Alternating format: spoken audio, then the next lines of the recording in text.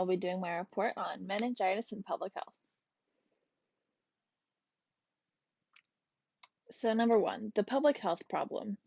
So why does this problem exist in the society? 600 to 1,000 are affected in the United States each year.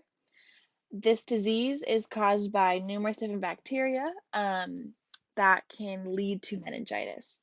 And it occurs when the bacteria enters the bloodstream through sinuses, ears, or throat and travel to the brain and spinal cord, which then does cause inflammation.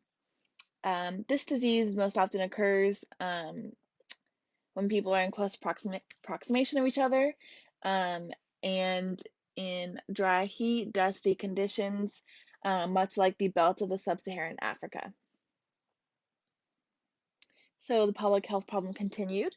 What are the risks for the community in the future? A long-term complication of meningitis is arthritis, and then a risk of meningitis will obviously be another outbreak. The etiological factors, meningitis mostly affects babies due to their um, undeveloped immune systems, travelers because they're exposing themselves to a lot more, large groups like college campuses because they're around a lot of people, and then microbiologists because they work with the pathogens themselves.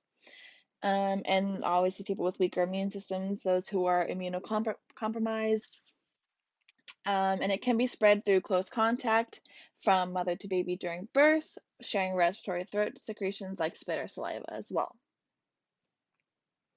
Number two, how to solve the problem. So, obviously, understanding what the demographic at risk is, those who are at risk, it's really important to know so you can prevent it and just keep yourself safe. Also, be careful with who you're in close contact with.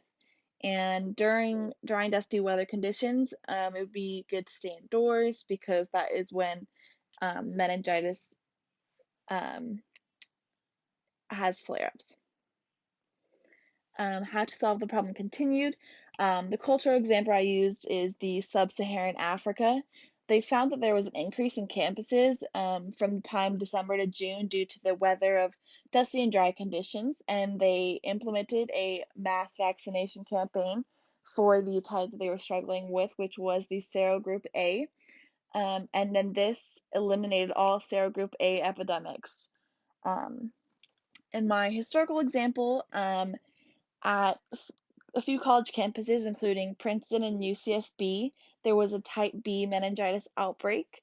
That our vaccine in the US did not cover this strand, so they were able to waive for the college students to get vaccinated with the European vaccine in order to prevent a further outbreak. Public health in the future, number three. What does literature say? What should be done to prevent the recurrence of meningitis? So, bacterial meningitis can be prevented by getting vaccinations for influenza, meningitis, and pneumonia. Um, these vaccinations have reduced the number of bacterial meningitis cases overall because if you do get things like influenza, pneumonia, E. coli, they can lead to meningitis. And then, obviously, using drugs to prevent secondary disease in high risk people would also be another way to prevent this in the future. Public health in the future continued.